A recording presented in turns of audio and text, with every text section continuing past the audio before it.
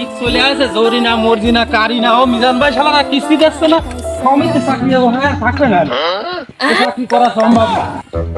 শালার জীবনে স্বপ্ন ছিল একটা সরকারি চাকরি করব, কিন্তু পালাম বাংলাদেশের নিকৃষ্ট চাকরি, সমিতি চাকরি।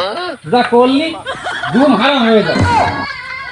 এই জরিনা মর্জিনা কারিনা এবং মিজান ভাই সবাই কি আইছে? জি স্যার আইছে স্যার। স্যার এই যে বসেন স্যার, আমি ডেকে নিয়ে আসতেছি। সবার কিস্তি দেওয়া লাগবে, ঠিক আছে?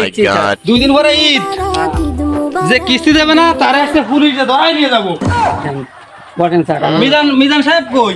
মিজান ভাই, মিজান ভাই আসেন আসেন। স্যার এই যে স্যার, আমি এই বইয়ের মধ্যে হ্যাঁ টাকা রেখে গেলাম, বউর কাছে দিয়ে গেলাম। হ্যাঁ হ্যাঁ। এখন আইসা তো সে বউও পাচ্ছি না, টাকাও পাচ্ছি না। বউ তো কানে মনে বাইকে চলে গেছে টাকা পয়সা নিয়ে। কি বিপদের কথা? এখন কি করবো? সমিতিটা আসলে বউ বাইকে যাচ্ছে এরকম আসছে বর্তমান। এই তো আলো তো তাই। না এ তো আমি মাইনে নিতে পারবো না। কালকে ঈদ, আমার আজকে যদি আপনি কিস্তি না দেন আমার চাকরি থাকবে না। এখন স্যার বউ তো বাইকে গেছে, এখন আমার পারবেন তাই আরেন, আমার করার কিছু নেই। আচ্ছা ঠিক আছে, বউ দেখবানি যা, বসেন আপনি, বসেন মিজান সাহেব বসেন। আচ্ছা জরিনা সাহেব, আপনার সমস্যা কি? কিস্তি দেন, কিস্তি দেন। আর আমি তো এখানে তো কিস্তি, আমি এই সপ্তাহে কিস্তি দিতে পারবো না। কিস্তি দিতে পারবেন না? তাহলে বই নিয়ে আইছেন কি এত্তি? বলছি যে মানে বই নিয়ে বাড়ি যে দুই খাইয়ে শুয়ে পড়তেন, পানি খেয়ে শুয়ে পড়তেন। সামনের সপ্তাহে আমি ক্লিয়ার করে দিবেন স্যার। এ মর্জিনা ভাই, আপনার কি অবস্থা? কিস্তি দেন সমিতি। কিস্তি দেবেন না? না ঠিক আছে, আপনারা ছাড় দিলাম, আপনি ছোট মানুষ। এই কারিনা সাহেব, জীবন আপনার খবর কি? স্যার আমার টাকা আছে জায়গায় এই মাসে 10,000 টাকা, 9,000 টাকা আছে, 1,000 টাকা কম আছে। এই 1,000 টাকা আমি ঈদের পরে দিবানি আপনারা, বুঝলেন? 9,000টা দিচ্ছেন আর 10,000-এর 1,000 বাকি থাকবে। এটা কবে দেবেন 1,000? এই ঈদের পরের সপ্তাহে দিয়ে দিবেন।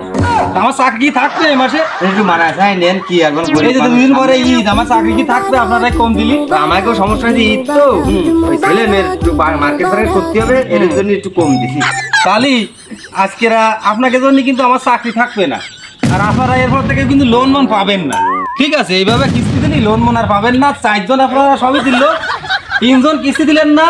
মিজান সাহেবের বউ বাইরে হয়ে গেছে, কিস্তি দেওয়ার পরে মিজান সাহেবের বউ নাকি বাইরে হয়ে গেছে। স্যার হ্যাঁ। বলছে সিটারি কথা স্যার। ও সিটারই কথা, মানে আমার মিথ্যা কথা করছে, কিস্তি যাতে না দিতে হয়।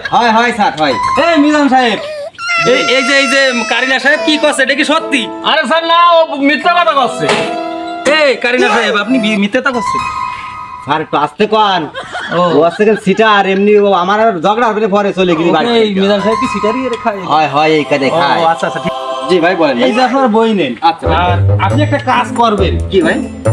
কাজটা হচ্ছে এই যে মিজান সাহেব, জি জরিনা, জি মর্জিনা, হ্যাঁ। এই 3 জনের কিস্তি হুম। ফিরে বৃহস্পতিবারে আমি আসবো। আচ্ছা। আপনি এদেরকে সুন্দরভাবে বুঝিয়ে হ্যাঁ, হ্যাঁ। একটু কালেকশন করে আমারে দেবেন।